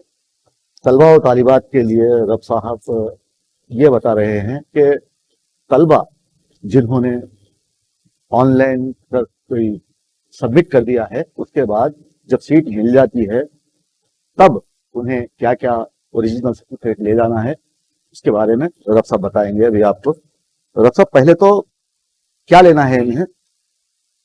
पहले जो है ना नीट का हॉल टिकट, एडमिट कार्ड जिसको आप बोलते हैं ना, वो आपको रखना है। और मैं पहले अपनी जो काउंसलिंग यानी वो हुई थी, सिटिंग हुई थी, मैं बता चुका था कि एडमिट कार्ड 2 डाउनलोड जी, 2 इसलिए कि इस बार जो है ना एडमिट कार्ड में एक डिक्लेरेशन भी लिए चलो कोविड प्रोटोकॉल का। अच्छा, तो उसमें जो है ना एग्जामिनेशन सेंटर में आपका एडमिट कार्ड ले लिया गया जी, तो अब आपको यहाँ पर भी एडमिट कार्ड की कॉपी देना है। तो उसके लिए जो है ना आपको 2 अगर से जो निकालिए बहुत अच्छा है, बहुत तकरीबन बच्चे निकालिए, नहीं निकाले हैं तो विंडो ओपन है, अभी भी निकाल ले सकते हैं एडमिट कार्ड। खुदा ना खासा वो भी नहीं है समझे, बंद हो गया है, तो आपके पास जीरोक्स कॉपी होगी, वो भी वैलिड है, आप किसी से भी अटैच करवा के जो है ना वो भी ले सकते हैं। तो एडमिट कार्ड नीट का रखना है आपको, और नीट का रैंक कार्ड जो अभी आपको आया है, रैंक और आपके जो मार्क्स आए हैं उसके भी 2 कॉपी निकाल लीजिए। एक यहाँ पे आपको कॉलेज में देना है के तौर पे, और एक जो है ना अपने पास रिकॉर्ड के तौर पर रखना है। तीसरा जो है ना एसएससी का मेमो, एसएससी का मेमो आपका डेट ऑफ बर्थ प्रूफ करने के लिए चाहिए। अच्छा, एसएससी का जो मेमो होता है आपका डेट ऑफ बर्थ प्रूफ करने के लिए एसएससी का मेमो चाहिए, एसएससी का मेमो रखेंगे आप। उसके बाद है इंटर का सर्टिफिकेट मेमो जी, इंटर। अच्छा, कुछ बच्चे सीबीएसई करे हैं, कुछ बच्चे इक्विवेलेंट करे, डिस्टेंस एजुकेशन करे हैं, तो जो बच्चे इक्विवेलेंट सर्टिफिकेट लेना चाहते हैं तो वो अपना यानी स्टडी सर्टिफिकेट लेके जी बोर्ड ऑफ इंटरमीडिएट चले जाएं। अच्छा, वहां पर सबमिट करें, करके इक्विवेलेंसी सर्टिफिकेट ले लें। तो बोर्ड ऑफ इंटरमीडिएट वाले जो है ना एक सर्टिफिकेट देते हैं जिसमें वो बताते हैं कि ये जो कोर्स बच्चा करके आया है, बच्चा कैंडिडेट करके आया है, वो इक्वल टू इंटरमीडिएट है। तो वो सर्टिफिकेट आपको इंटर का मेमो, इक्विवेलेंस सर्टिफिकेट या सीबीएसई का मेमो, ये आपको साथ में रखना है। और कुछ बच्चों का ये डाउट है कि साहब इंटर का हमारा लॉन्ग मेमो नहीं है, शॉर्ट मेमो है जी, कोई भी मेमो चलेगा, उसमें परेशान होने की जरूरत नहीं है। इंटर के उसके बाद इंटर की टीसी रखेंगे आप। इंटर की टीसी 2 चीजों के लिए चाहिए आपको, एक तो जो है ना आपका नेशनलिटी डिक्लेयर करने के लिए, दूसरा जो है ना आपका रिलीजन डिक्लेयर करने के लिए। तो रब साहब इंटर के 2 साल होते हैं, 12th में ही टीसी मिलती है आप। अच्छा, 11th में टीसी नहीं देते। जब आप कॉलेज छोड़ेंगे, ये ऐसा एक सवाल और बच्चे उठाते हैं कि साहब एसएससी की भी टीसी होना क्या पूछते हैं। एसएससी की टीसी आपके पास होती नहीं है, क्योंकि आप एसएससी की टीसी जूनियर कॉलेज में देंगे तो ही आपको एडमिशन मिलेगा। सही। तो अब जब 11th करेंगे आप, तो आप कॉलेज से निकल नहीं रहे हैं। अगर आप 11th छोड़ के निकल रहे हैं, समझिए दूसरी कॉलेज में जाना चाहें, तो जब आपको 11th की टीसी आएगी, लेकिन ये टीसी फिर वो कॉलेज वाले रख लेंगे। सही बात। करके अगर फिर आप 12th के कहीं से भी एसएससी कर लें, आपको टीसी तो जरूर मिलेगी अगर किसी दूसरे कॉलेज में जा रहे हैं तो वहां की कॉलेज जो 12th के बाद में जो आपको टीसी इशू होती है, वो टीसी आपको रखना है जी। टीसी के बाद में आपके स्टडी सर्टिफिकेट, जिसको हम बोनाफाइड सर्टिफिकेट भी बोलते हैं, ये कम से कम 6th standard to 12th standard local status proof करना चाहिए। अच्छा, जिसके पास 6th स्टैंडर्ड से आपके पास अगर बोनाफाइड या स्टडी सर्टिफिकेट नहीं है, तो आप लोकल में कंसीडर नहीं होते। अच्छा, उसका कंडीशन है 7 years continuously you should study in the state of Telangana in any institution. तो रब साहब, यहाँ पर भी एक सवाल उठता है, कुछ बच्चे ऐसे हैं जो 6 से 10 तक एक स्कूल में पढ़े हैं और वो स्कूल बंद करके भाग चुका है इंतजामिया जी, तो फिर टीसी कहाँ से मिले? टीसी वो तो अगर वो स्कूल बंद होने से पहले निकले होंगे। अगर अगर अगर नहीं निकले आ जाए, अभी तो बच्चा इंटरमीडिएट पास करा तो नीट का एग्जाम दिया ना। नहीं, सही है, एसएससी का कहीं एक साथ 12 तक होना है ना।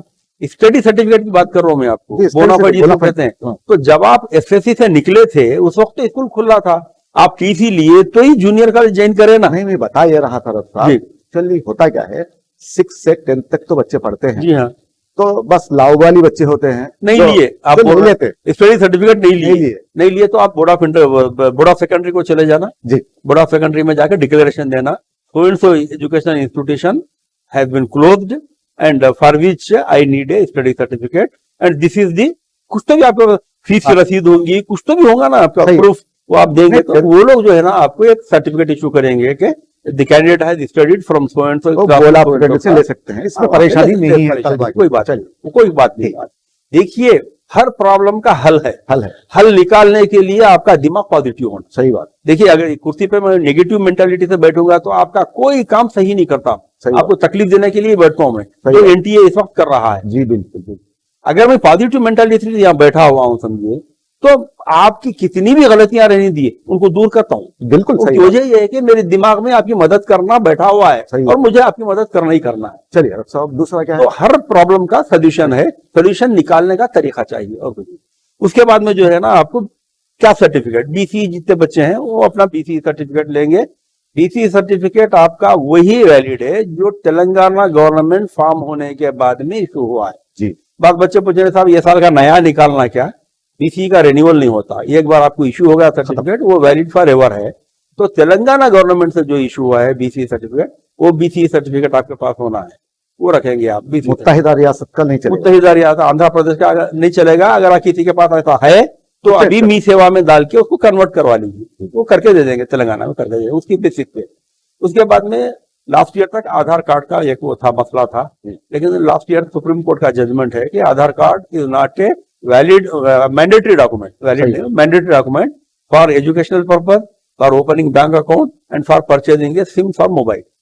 तो ये 3 चीजों के लिए आधार कार्ड की जरूरत नहीं है, लेकिन आधार कार्ड सभी के पास है। कोई भी साहब जब सुप्रीम कोर्ट ये ऑर्डर देता है तो फिर भी आधार कार्ड ही को मांगा जाता है। आप किसी भी इंस्टीट्यूट को चले जाइए, आप मी सेवा में जाइए या आप कहीं भी में जाइए, बैंक में अगर आपको अकाउंट खुलाना है तो पहले आधार कार्ड, उसके बाद पैन कार्ड। देखिए उसकी वजह क्या है मानव साहब, हम लोग यानी हम लोग से मतलब खुद मई और आप सब पकड़ के चलेंगे, दूसरों को बोलना क्या फायदा है। बिल्कुल। हमारे जहन में एक बात रहती है, कहाँ किरकिरी लगा लेंगे जी, रूल्स रेगुलेशन कहाँ बात कर लेते बैठेंगे। अब इनसे कई को टका फार पूछ रहा दे डालो, किरकिरी खत्म। नहीं साहब, मैं बताना ये चाह रहा हूँ कि हमारे निजाम में कितनी खामियां हैं। खामियां हम में खामियां हैं ना साहब, हमारे अंदर एक कैफियत ऐसी पैदा, आप हम डर क्यों रहे हैं? उसकी वजह ये है कि आपका क्या एडमिशन कैंसिल कर देता हूँ मैं। अब डर गया बच्चा, वो बच्चा भी डर गया, बच्चे के वालिद बोलते ना को भाई मेरी बच्चे को भैया बच्चे को जो है ना कॉलेज में पढ़ना है, बदमाश नाम नोट कर लेगा, तकलीफ देगा एडमिशन होने के बाद। ये बातें तो होती हैं, सही है, यही होता है और कुछ नहीं है। बैंक में भी यही है, नहीं अकाउंट नहीं खोलता, जाओ बोलता मैंने कहा। आप क्या कर सकते हैं? फिर उससे इख्तलाफ होने के बाद आप कहेंगे क्या, कानूनी लड़ाई लड़ो आप जी। 11 साल चलती आपका अकाउंट खुलता। तो ये क्या है मालूम है, हमारा जो यानी कॉन्स्टिट्यूशन है उसकी कमजोरी है। ये जो लोग ब्यूरोक्रेट, जिसको हम ब्यूरोक्रेट कहते हैं, उनका जो डोमिनेशन चल रहा है, हालांकि मैं भी वही पोस्ट से यानी रिटायर हुआ हूँ, लेकिन कभी जिंदगी में नेगेटिव मेंटालिटी से चेयर पे नहीं बैठा हूँ। सही बात। जब भी बैठा हूँ ये सोच के बैठता था कि अगर मैं किसी का फायदा नहीं करूंगा तो उनका नुकसान भी नहीं, उनको तकलीफ भी नहीं दूंगा। तो हर ऑफिसर अगर ये सोच के बैठ जाए ना तो इंशाल्लाह कोई प्रॉब्लम नहीं होगा। आप रहते हैं बात एडमेंट रहते हैं, नहीं करते जाओ, हमारी मर्जी की बात, वो होना जरूरी है। अच्छा, बाद जगह ईगो का मामला आ जाता, क्लर्क साहब को नहीं मालूम था, उन्होंने दड़ बोल के बोल दिया, उन्होंने वो कंप्लेंट मेरे पास आया, मैं मैनेजर था, मेरे पास आया तो मेरा काम क्या है, अरे नहीं जी मैं कर देता हूँ, उन्होंने नहीं बोले ना मैं कर देता हूँ, बोल के आप उसको एडजस्ट करना, उन्होंने उसका ईगो हट हो जाता। मेरा क्लर्क बोला गलत हो गया, बोलता हूँ उन्हें, उसका ईगो हट हो जाता, लिहाजा नहीं होता, जाओ आप हमारे ऑफिस में नहीं, दूसरी जगह जाके कर लो। कितनी गलत बात है। तो ये होता है ये, तो ये यानी तो इसको डिक्टेटरशिप भी कहिए आप, ब्यूरोक्रेटिक ईगो कहिए, वो होता है, नौकरशाहों की गलतियां, नौकरशाही की गलती है। सब ये तो आधार कार्ड जो है ना मैंडेटरी डॉक्यूमेंट नहीं है, लेकिन हर एक के पास आधार कार्ड है तो दे दो, किरकिरी नहीं है, नहीं दिए तो कोई फर्क पड़ने वाला। सुप्रीम कोर्ट के फैसले के बाद ये लोग नोटिफिकेशन में देना ही नहीं चाहिए, नोटिफिकेशन में दे रहे ही गलत KNREHS वाले। लास्ट ईयर इसी के ऊपर काफी देर तक आप अगर दे भी रहे हैं तो नॉट ए मैंडेटरी बोलो, लिख दीजिए इफ आप दे दिए ना, वॉलंटरी दे दिए, ऑप्शनल दे दो, वॉलंटरी ऑप्शनल कुछ भी दे दीजिए बाजू में। उसके बाद में आपको मुस्लिम माइनॉरिटी सर्टिफिकेट लेना है। मुस्लिम माइनॉरिटी सर्टिफिकेट आपको 10th क्लास जहाँ कंप्लीट करे आप, वहां से मुस्लिम माइनॉरिटी निकालना है। उसकी तो कोई बड़ी बात नहीं है, नहीं स्कूल हो जाएंगे आप जाके जो है ना हेड ऑफ द इंस्टीट्यूशन बोले, बाद जगह जो है ना आप जैसा आप बोले कि स्कूल बंद हो गया, अब वहां से माइनॉरिटी हम नहीं लेते, तो उनका कोई सिस्टर यूनिट रहता, जैसे एक पुरानी होली में सक्सेस स्कूल था, वो बंद हो गया, तो अब उनका टोली चौकी में भी चल रहा है। तो एक बच्चे मेरे को फोन करी थी, साहब यहाँ का बंद हो रहा है, क्या करना है, तो बोला उनके सिस्टर कंसर्न को चले जाइए आप। तो वो लोग उनके तरफ से लिख के जाइए कि बिलोंगिंग टू पुरानी हवेली branch is a Muslim minority. भाई आप मुस्लिम माइनॉरिटी टीसी के ऊपर लिखा हुआ है, ये मांग रहे गलत, KNREHS टीसी में आपका रिलीजन लिखा हुआ है। अब उसको जो है ना लास्ट ईयर जब मेरी बात हुई वहां पे रजिस्ट्रार से, तो उनको नहीं आप लोगों के पास नामा कुछ ऐसे रख दे रहे हैं लोग, उसकी वजह से हमारा कंफ्यूजन हो रहा, जैसा वर्दा शमाया रख दिया नाम, शीम रख दिया नाम, आप अनुषा है आपकी बच्ची का नाम, तो हमारा कंफ्यूजन होता है, इसलिए हम नेहा, तो अब नेहा कक्कड़ बोलिए, नेहा रेड्डी बोलिए, समीरा रेड्डी बोलिए। आप कभी मुझे ये नाम सुन के तकलीफ होती है, हमारे लोगों के भी हैं साहब, नेहा जो नाम है वो सीधा गैर मुस्लिम नाम है, क्या बोलते हैं, कई है ऐसे नाम है। तो रब साहब फिर उसके बाद क्या लेना तो ये मुस्लिम माइनॉरिटी सर्टिफिकेट होगा। मुस्लिम माइनॉरिटी के बाद में जो नॉन लोकल कैंडिडेट्स हैं, जो बाहर पढ़ के आए हैं बच्चे, उनको यहाँ पे लोकल मराहत लेना है जी, लोकल कैंडिडेचर में लेना है, तो उनके पेरेंट्स का, फादर का या मदर का एक रेसिडेंस सर्टिफिकेट निकालना होगा कि वो यहाँ के तेलंगाना के 10 साल तक शहरी थे, यहाँ पर रह चुके हैं, तो MRO देगा, वो MRO से आप 10 साल का सर्टिफिकेट निकाल लेंगे लोकल स्टेटस में अपना क्लेम करने के लिए। तो अभी बच्चों को मैं ये बोलना चाहूंगा रब साहब, अगर आपके पास ये चीजें नहीं है तो अभी से आप जो है जमा करना शुरू कर दीजिएगा। MRO से नॉन लोकल अगर आप हैं तो MRO से रुजू होते हुए आप 10 साल का रेजिडेंट सर्टिफिकेट निकाल के रख लीजिए, पहली फुर्सत पे निकाल लीजिएगा। अब आप, लेकिन आपका कंसिडरेशन टॉप 15 में आएगा जी, मेरिटोरियस, टॉप मेरिट जो मेरिटोरियस कैंडिडेट होते हैं 15% उसमें आएगा। कई लोगों को ये तो बात नहीं मालूम साहब जी, मेरिटोरियल क्या है?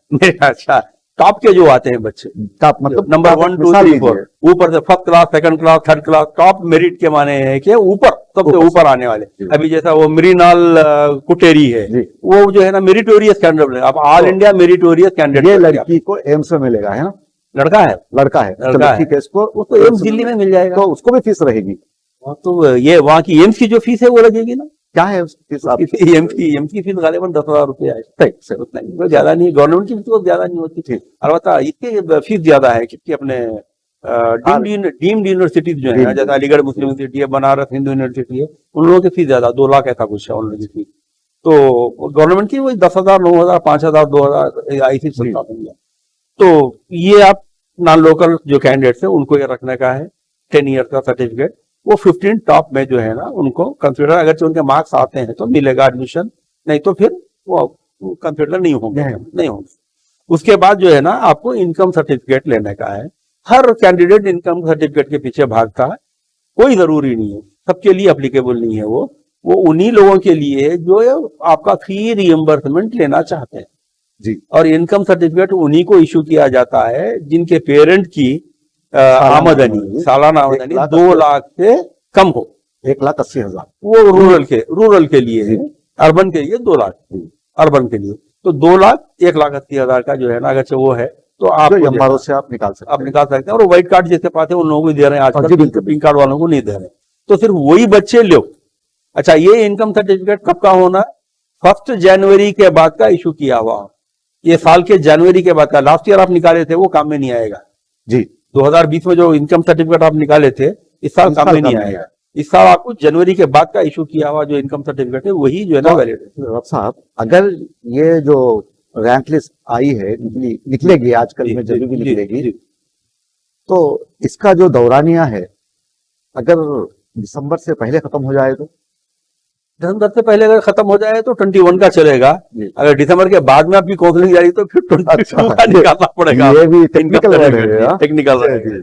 तो फिर और क्या? तो उसके बाद में जो है ना, इनकम के बाद में है आपको एक वो ईडब्ल्यूएस सर्टिफिकेट।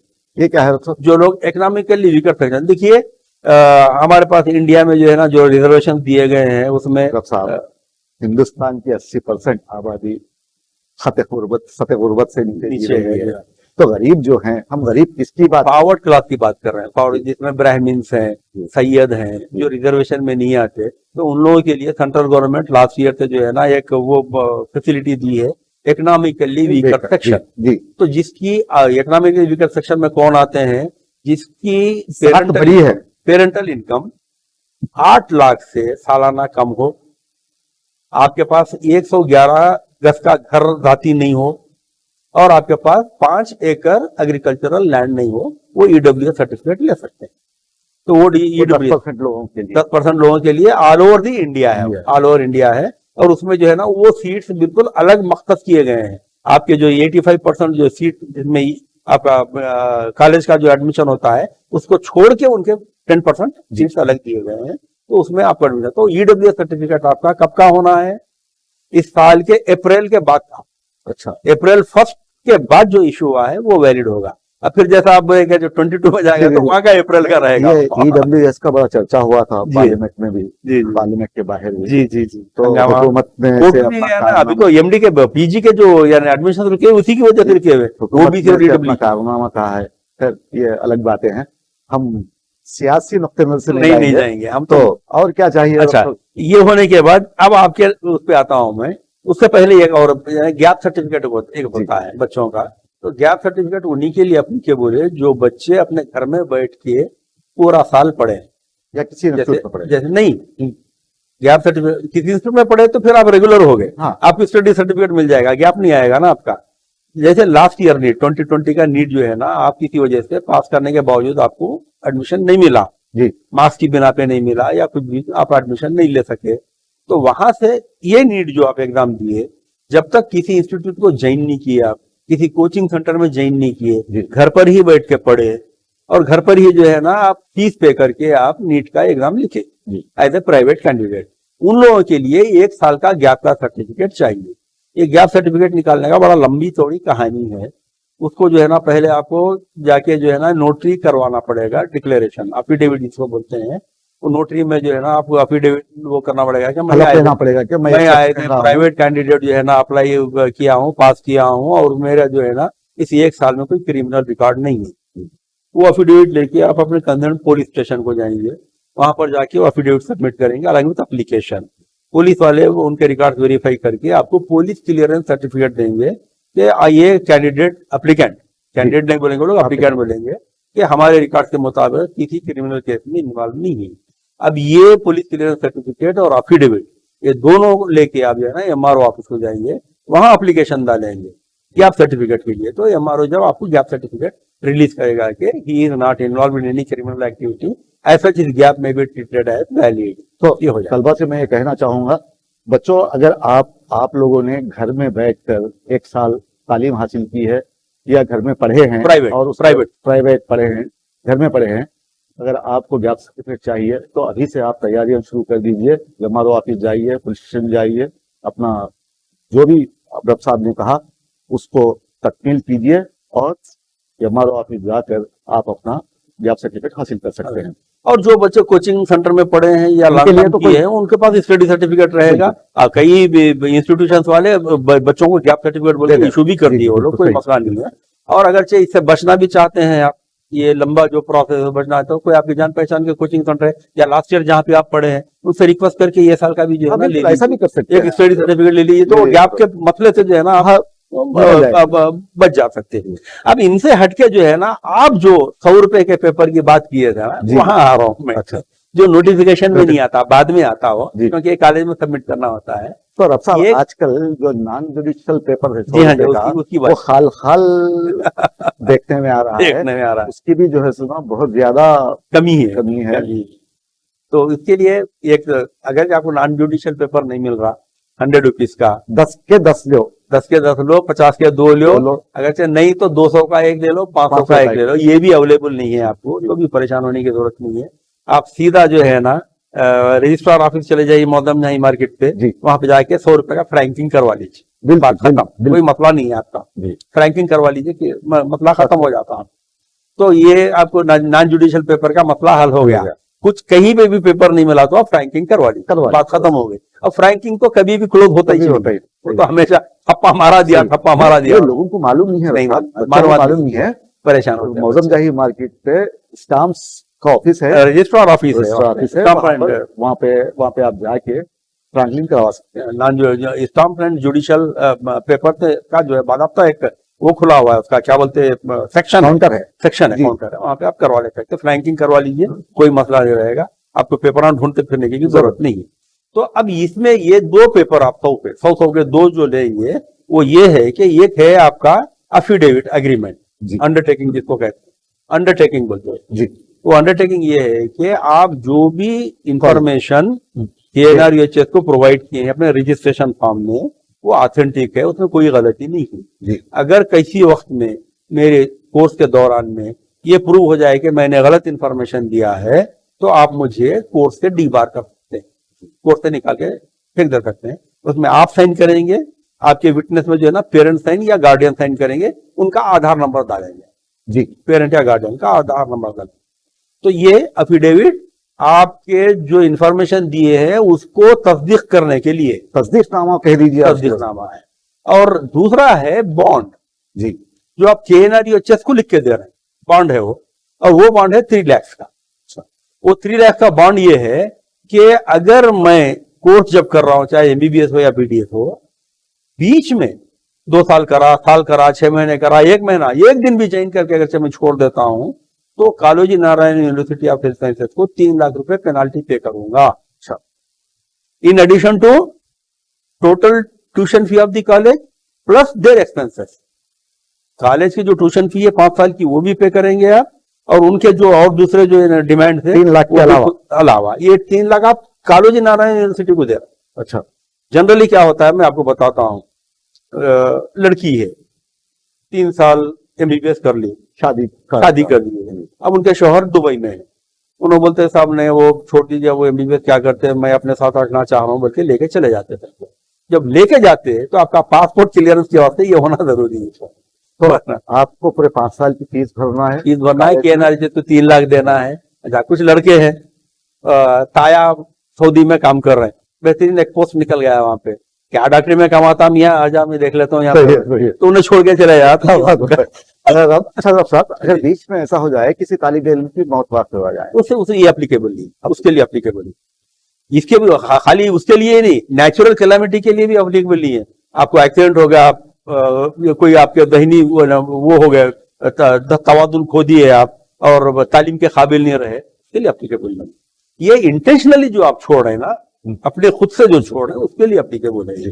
तो ये 2 अफिडेविट आपको एक रखना है, अंडरटेकिंग एक रखना है, तो ये बॉन्ड पेपर और ये जो है ना आप टाइप करवा के रख लीजिए, आपको लास्ट में देना है, ये अभी देने का नहीं। तो ये जो है ना टोटल आपका प्रोसेस है। ये सर्टिफिकेट्स का ट्यूशन फी में बता चुका, और आपको काउंसलिंग में कैसे पार्टिसिपेट करना है, फर्स्ट फेज, सेकंड फेज, माप अप में कैसे जाना है, स्लाइडिंग कैसे करना है, आपको कॉलेज में मैंडेटरी रिपोर्ट कैसे करना है, ये सारी चीजें मैं आपको बता चुका। इसके अलावा भी अगर कभी कोई वो रहते हैं, बच्चों के सवाल रहते हैं, तो वो बच्चे जो है ना मेरे नंबर पे रब साहब, मैं बच्चों को ये कहना चाहूंगा, तलबा और तालिबात से मेरी ख्वाहिश है कि अगर आपको कोई सवाल पूछना है तो आप यूट्यूब में ये प्रोग्राम देखने के बाद जहां पर कमेंट्स लिखा होता है वहां पर आप कमेंट्स भी कर सकते हैं और सवालात भी पूछ सकते हैं रब साहब से। रब साहब उसका जवाब आपको देंगे इंशाअल्लाह। तो रब साहब, ये हो गया सर्टिफिकेट्स का। अब बच्चे ये पूछ रहे हैं आपसे कि ये जो लिस्ट है इंडिया की, ये कब तक आने की तवक्को है? ऑल इंडिया लिस्ट की कल देखिए, कल तक तो सुप्रीम कोर्ट का ही मसला था जी। कल का क्या डिसीजन आया अभी मालूम नहीं हुआ है। उसके बाद में अभी ये लोग कहाँ पे कब आगे बढ़ेंगे, क्या करेंगे, उसका कुछ अंदाजा ही नहीं। तो देखिए ऐसा हो रहा मामला, ये स्टेट रैंक लिस्ट डिक्लेयर करने की ऑल इंडिया से पहले कोई मीनिंग ही नहीं है। तो अब कंफ्यूजन यहीं पे आ गया। बात भी नहीं है, बात भी नहीं, उसमें भी गड़बड़ है। तो मैं समझता हूँ कि दिसंबर से पहले जो है ना ऑल इंडिया लिस्ट डिक्लेयर हो जाना चाहिए। या ये और एक भी चीज हो सकती है, ऑल इंडिया लिस्ट डिक्लेयर किए बगैर वो लोग एक नोटिफिकेशन दे सकते हैं कि because you are having the rank card, registration करवाइए, ऑल इंडिया कोटा में लिए रजिस्ट्रेशन करवाइए बोल के भी कर सकते हैं। तो जो बच्चे ऑल इंडिया में जाना चाहते हैं वो लोग, क्योंकि देखिए आपको अपना रैंक मालूम हो चुका, रैंक तो हमेशा ऑल इंडिया का ही होता है, मार्क्स भी ऑल इंडिया बेसिस पे होते हैं। अब वो लिस्ट वो जारी करो मत करो, आपके पास तो जो है ना एक रिकॉर्ड है आपका, तो वो रिकॉर्ड जो है ना आप ऑल इंडिया कोटा के लिए अप्लाई कर देंगे। हो सकता है नोटिफिकेशन वैसा भी जारी कर सकते हैं, without issuing all India list they may issue a notification for registration directly जी। तो आप जब रजिस्ट्रेशन करवाएंगे तो ऑल इंडिया में जितने लोग बच्चे अप्लाई किए उसकी लिस्ट बन जाएगी। तो इंशाल्लाह रब साहब, जब हम दूसरा प्रोग्राम करेंगे, जब लिस्ट आ जाएगी। नहीं, अभी मैं क्या चाह रहा हूँ कि जब जब जो हमारे बच्चों में जो तकालीफ महसूस होंगे तो उनके तकालीफ को मद्देनजर रखते हुए एक प्रोग्राम करेंगे। जब हम करेंगे नेक्स्ट प्रोग्राम तो इंशाल्लाह तलबा और तालिबात के कॉल्स भी हम लेंगे, लाइव प्रोग्राम करेंगे, ये जो लाइव प्रोग्राम इंशाल्लाह उनके भी सवालात हम जो मैं पूछना चाह रहा हूँ उनकी तरफ से। जी हाँ, शायद वहाँ कोई खामी रह जाए, कमी रह जाए, हो सकता है। जाहिर है कि जितने यानी हमारे पास आए हैं उतने वो तो नहीं कर सकेंगे ना, वो जो करेंगे 10 बच्चे 10 अलग अलग सवालात करेंगे इंशाल्लाह। तो आप याद रहना जरूरी नहीं है। तो रब साहब, आप हमारे स्टूडियो आए, तो तलबा और तालिबात को मुफीद मशवरों से नवाजा, आपका बहुत बहुत शुक्रिया। नहीं, मैं भी आप सबका शुक्रिया अदा करता हूँ, बिलखुसूस पैगाम टीवी और इसकी पूरी टीम का। आप लोग जो है ना बच्चों के लिए खासतौर से जो है ना ये जो जैसे आपने कहा कि खते गुर्बत से नीचे के जो लोग हैं बड़ी परेशानी में रहते हैं, तो उनको ये जो मालूमात अब हम पहुंचा रहे हैं अपने टीवी के थ्रू, तो यकीनन जो है ना उनकी तरफ से मैं आपका शुक्रिया अदा करता हूँ पैगाम टीवी का। सर, आप शर्मिंदा कर रहे हैं। तो तलबा और तालिबात से मेरी ख्वाहिश है कि रब साहब ने जो मशवरे, मुफीद मशवरों से आपको नवाजा है, उस पर आप कारबंद रहें और कोशिश करें कि जहां तक हो सके अपने तमाम तर काम एक साथ मुकम्मिल कर लें। और तलबा और तालिबात से ख्वाहिश है कि हमारे चैनल या हमारा प्रोग्राम जो आप देख रहे हैं आपको अच्छा लगा हो तो आप हमारे चैनल को सब्सक्राइब जरूर कीजिए, कमेंट्स भी कीजिए और मुझे दीजिए इजाजत। आदाब।